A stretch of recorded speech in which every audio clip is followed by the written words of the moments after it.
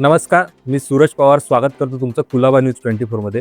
मुंबईकरांच्या आरोग्याची काळजी घेणाऱ्या बृहन्मुंबई महानगरपालिकेच्या मुख्यालयातून एक खळबळजनक माहिती समोर आली आहे. IAS अधिकारी तुकाराम मुंढे यांच्या नेतृत्वाखाली अन्न आणि औषध प्रशासनाने BMC मुख्यालयातील मुख्य कॅन्टीनवर थेट धाड टाकली आहे. स्वच्छतेचे नियम धाब्यावर बसवल्याने आणि अनेक त्रुटी आढळल्याने हे कॅन्टीन थेट सील करण्यात आले आहे. मुंबई पालिकेतील अधिकारी, कर्मचारी आणि कामानिमित्त येणारे अनेक नागरिक ज्या कॅन्टीनवरती अवलंबून असतात त्याच कॅन्टीनमध्ये स्वच्छतेचा बाजार उठवल्याचं चित्र समोर आलं आहे.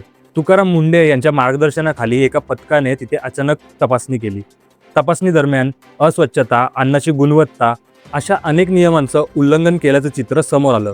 त्यामुळे नागरिकांच्या जीवाशी खेळणाऱ्या या कॅन्टीनवर तात्काळ कारवाई करत हे कॅन्टीन पूर्णपणे सील करण्यात आलं आहे. मिळालेल्या माहितीनुसार या कॅन्टीनमधून अनेक दिवस आधीपासूनच अन्नाची गुणवत्ता, स्वच्छता याबाबत अनेक तक्रारी येत होत्या. काही नागरिकांनी केलेल्या तक्रारीनुसार ताकामध्ये माशी, भाजीमध्ये प्लॅस्टिक असल्याचं चित्र आढळून आलंय.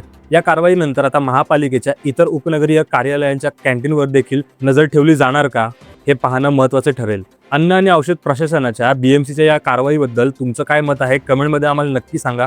आणि अशाच नवनवीन बातम्यांसाठी आपल्या कुलाबा न्यूज 24ला फॉलो करायला विसरू नका.